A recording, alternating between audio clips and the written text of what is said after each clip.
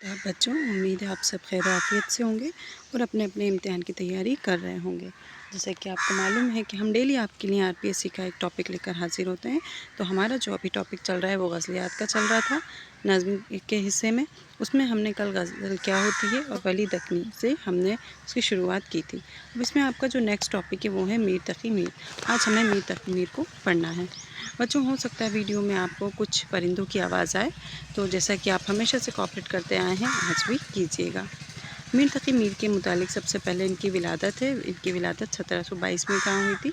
आगरा में, जिसका पुराना नाम क्या है? अकबराबाद। इनकी वफ़ात 1810 में कहाँ हुई? लखनऊ में। और इनका मदफन भी, इनको दफन भी कहाँ किया गया है? लखनऊ में ही। इनका असल नाम मोहम्मद तकी था। ये इम्पॉर्टेंट है, कई बार इम्तिहान में पूछ लिया जाता है कि मोहम्मद तकी, तो किसका असल नाम है? मीर तकी मीर का। इनका तखल्लुस जो था वो क्या था? मीर। इनके वालिद का नाम है अली मोहम्मद अली मुत्तकी। वालिद का नाम भी पूछ लिया जाता है। और वालिद का जो इंतकाल, जब इनके वालिद का इंतकाल हुआ था उस वक्त इनकी उम्र कितनी थी? उस वक्त इनकी उम्र थी 11 बरस। ये सवाल भी कई बार पूछा गया है। जब इनकी उम्र 11 बरस थी तो इनकी वालिद का इंतकाल हो चुका था। फिर इनकी तालीम इनके चचा अमानुल्लाह ने पूरी कराई थी। मतलब 9 बरस की उम्र से वो शुरू कर दी थी, लेकिन फिर उसकी जब वालिद का इंतकाल हुआ तो फिर पूरी तरीके से इनके चचा ने ही इनकी तालीम का ज़िम्मा उठाया। इनके सौतेले मामू थे खान आरजू। ये इम्पॉर्टेंट है। इनके खान आरजू कौन थे? इनके सौतेले मामू खान आरजू सिराज उद्दीन आरजू। इनने क़याम किया कहाँ पर? यहाँ 17 साल। खान आरजू हम असर हैं किसके? आबरू के। और इनके कौन है? इनके मामू हैं। इनके भाई थे कितने? 2। मीर के बड़े भाई जो थे इनके मामू के जो बेटे थे।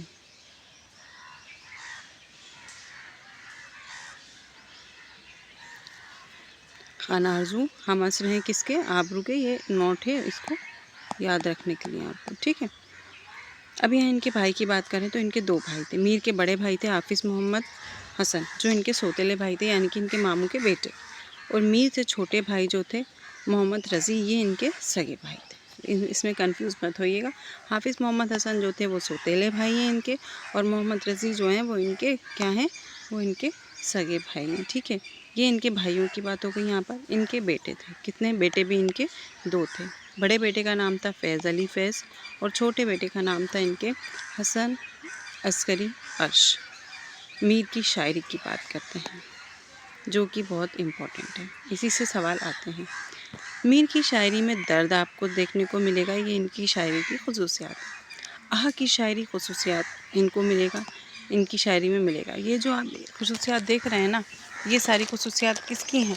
दबिस्तान है लखनऊ की खुसूसियात हैं ये सारी। तो मीर भी लखनऊ आ गए थे, इसलिए इनकी शायरी में ये सारी चीज़ें हैं। शायरी का मशवरा सादत आमरोही से इनको मिला था। ये इम्पॉर्टेंट है कि किससे इन्हें उसका वो मिला। अच्छा, आप कमेंट में बताइएगा कि लखनऊ की और दबिस्तान लखनऊ की और दबिस्तान दिल्ली की शायरी की अलग अलग बताइए क्या खुसूसियात हैं। क्या ये दबिस्तान, जैसे कि मैंने भी कह दिया कि ये लखनऊ की शायरी की क्या थी खुसूसियाती, पर ये है क्या नहीं है, ये आप मुझे कमेंट बॉक्स में बताइएगा, ठीक है। 2 पॉइंट बताइएगा, 2 खुसूसियात बताइएगा, पर कमेंट में ज़रूर बताइएगा। शायरी का मशवरा इन्हें सादत आमरोही ने दिया था। वालिद के इंतकाल के बाद 1734 में दिल्ली गए थे ये, और 31 जब बरस के वहाँ पर आसिफुद्दौला 1781 में ये लखनऊ गए। तो ये जो है ना दर्द और आह की शायरी, ये दिल्ली से इनको मिला, क्योंकि इन्होंने दिल्ली में क़याम किया था। तो जब दिल्ली बर्बाद हुआ, दिल्ली की सारी चीज़ें बिगड़ी, तो वो सब इन्होंने देखा था और वही इनकी शायरी में आया। और 1781 में ये कहाँ आए थे? लखनऊ। तो ये जो है ना, ये वैसे तो दिल्ली की दबिस्तान है, दिल्ली की शायरी की खुसूसियात हैं, पर आप कमेंट में बताइएगा। लखनऊ में शेर कहा इन्होंने? पर बदिउद्दीन शेर कहा था। कैसा होता है वो शेर जो था? वो क्या है? देखिए, क्या बूल बाश पूछो हो उरो के साकिब, ہم کو غریب جان کے ہنس ہنس پکار گئے، بات پہنچی آصف الدولہ تک۔ تو جب انہوں نے یہ شعر کہا تو یہ بات کہاں پہنچی؟ آصف الدولہ تک، جنہوں نے ان کو 300 اور 200 روپے میر کو رکھ لیا تھا۔ اب نے کیا کیا، دربار میں بلا لیا، انہوں نے یہ شعر سنا، کسی نے ان تک خبر پہنچائی کہ لکھنؤ میں کوئی نیا نیا مطلب شاعر ہیں، وہ آئے ہیں اور انہوں نے اس طریقے کا شعر کہا ہے۔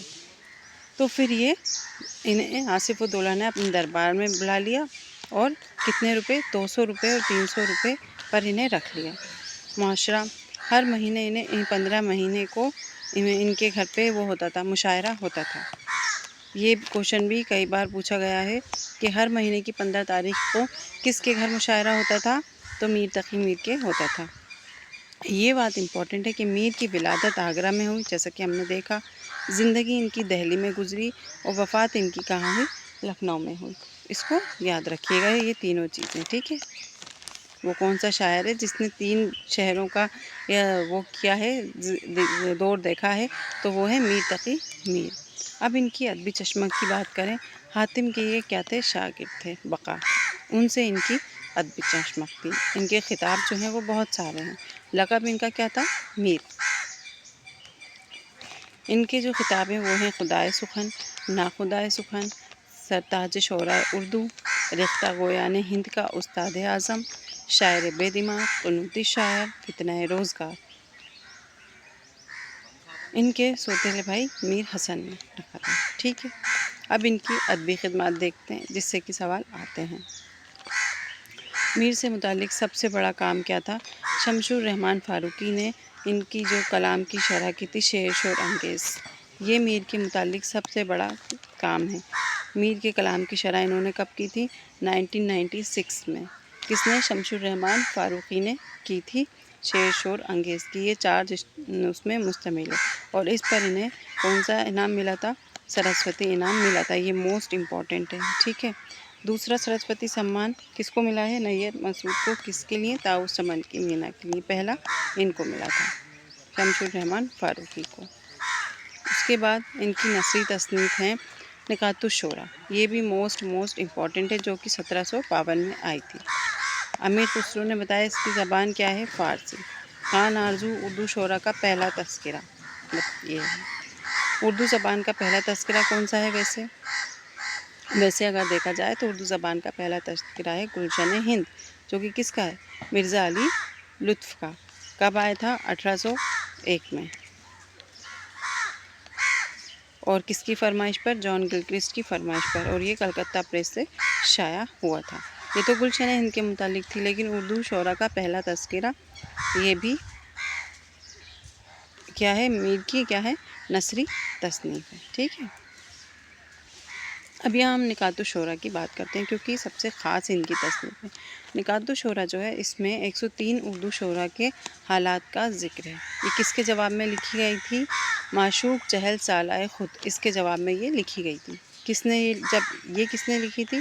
میر محمد یار خاصکار نے یہ تذکرہ تھا۔ اس کے جواب میں کیا لکھی گئی؟ میر تقی میر نے لکھا نکات الشعراء۔ ان کی خود نوشت ہے ذکر میر، جو 1772 میں آئی فارسی میں۔ اس کا ترجمہ نثار احمد فاروقی نے کیا۔ کس کا؟ ان کی خود نوشت کا۔ اور ان کو کتنے سال بعد کیا تھا انہوں نے اس کا ترجمہ؟ 20 سال بعد۔ 3.25 شاعر بھی اس میں ہی نکات الشعراء میں 3.25 شاعروں کا ذکر ہے۔ سودا کو 1 شاعر کہا گیا، میر کو 1، درد کو آدھا اور میر سوز کو پاؤ شاعر کہا گیا۔ یہ خاص ہے اور امپورٹنٹ ہے۔ ایک بار پھر سے دیکھ لیجئے کہ 3.25 شعراء جو ہیں ان کا ذکر کیا گیا ہے۔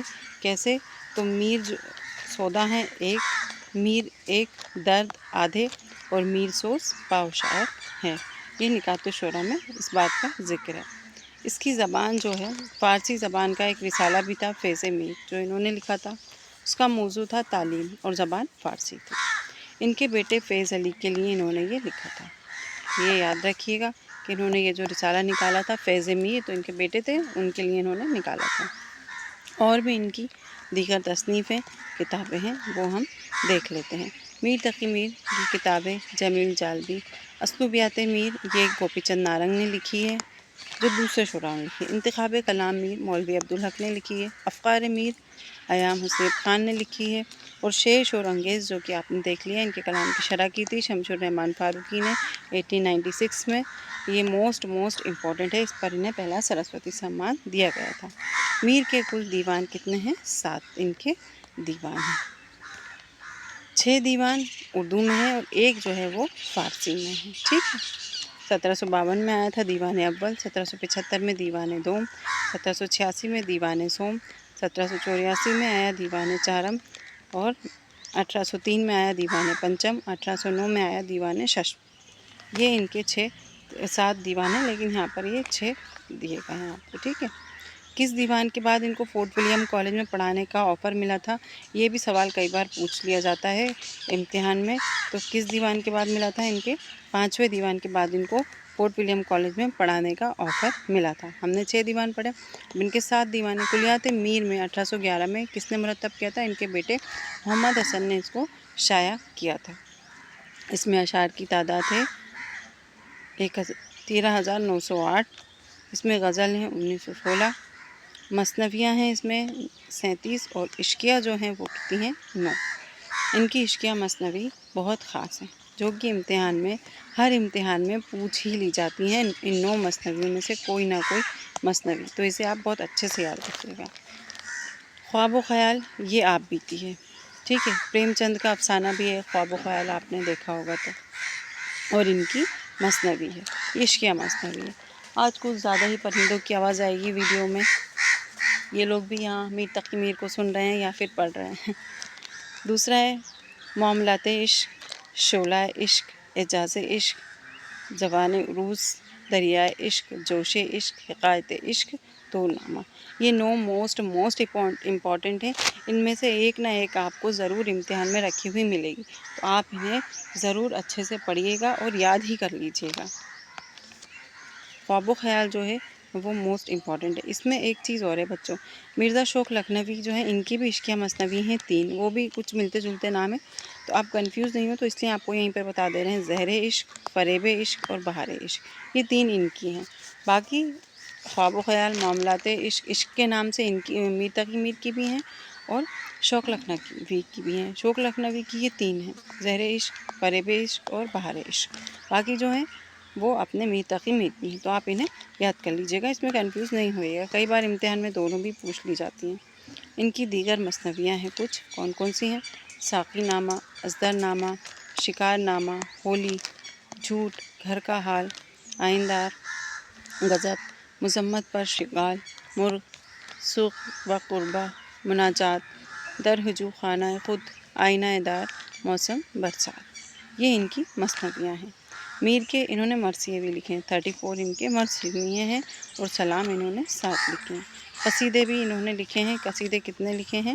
7 قصیدے لکھے ہیں، جس میں جو امپورٹنٹ ہیں وہ یہاں پر ہم دیکھ لیتے ہیں۔ حضرت علی کی شان میں لکھے ہیں، حضرت امام حسین، شاہ عالم کی شان میں، اور نواب آصف الدولہ کی مداح میں، کیونکہ یہ ان کے دربار سے کیا تھے؟ وابستہ تھے، وہاں پر رہتے تھے، تو وہاں تو لکھنا، قصیدہ ان کی تعریف میں لکھنا تو ظاہر سی بات ہے، وہاں تو لکھا ہی انہوں نے ہوگا، ٹھیک ہے۔ اس کے کچھ اشعار ہیں ان کے جو کہ امپورٹنٹ ہیں، جو امتحان میں پوچھ لیے جاتے ہیں۔ آپ کو سمجھ میں آ رہا ہوگا، اور اگر ایک بار میں آپ کو سمجھ میں نہ آئے تو آپ ویڈیو کو دوبارہ دیکھ لیا کریں اور نوٹس بنا لیا کریں اس کے، اور جب ہم ایک بار ریوائز کریں گے تو آپ کو اس میں آسانی ہوگی۔